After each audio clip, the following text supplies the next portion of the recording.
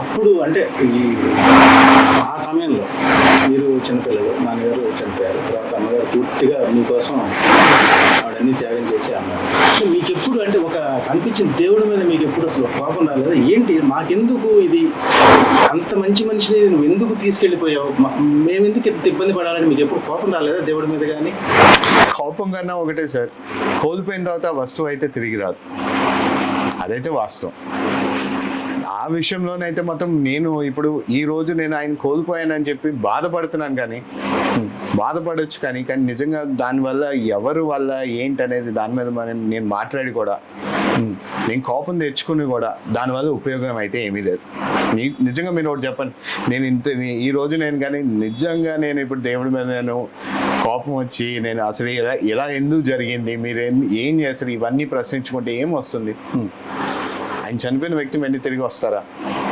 రాదు కదా. అందుకే ఇంకేం లేదు, ఆయన చనిపోయిన తర్వాత చనిపోయారని చెప్పి ఒక బాధ, ఆ బాధ మీద ఆ బాధని ఎలాగా మనం దాని నుంచి బయటికి రావాలి అనే ఆలోచన మీద ఉన్నంత, కానీ ఇప్పుడు దాకా అయితే కూడా ఎప్పుడు రాలేదు. ఆయన గురించి ఎవరన్నా ఎక్కువ మాట్లాడితే ఈ విషయాల గురించి నేనే కొంచెం దూరంగా వెళ్తూ ఉంటాను. ఎందుకంటే ఆ రోజులు మెండి గుర్తు తెచ్చుకుంటుంటే నాలోని మెండి ఒక బాధ కలుగుతుంది. అంటే అది గుర్తు తెచ్చుకోకుండా చాలా వరకు దాన్ని అలా పక్కన పెడుతూ ఉంటా. ఎందుకంటే నా మీద ఒక బాధ్యత ఉంది, రేపన్నాడు అమ్మని చూసుకోవాలి, లేకపోతే మా అక్కలను చూసుకోవాలి.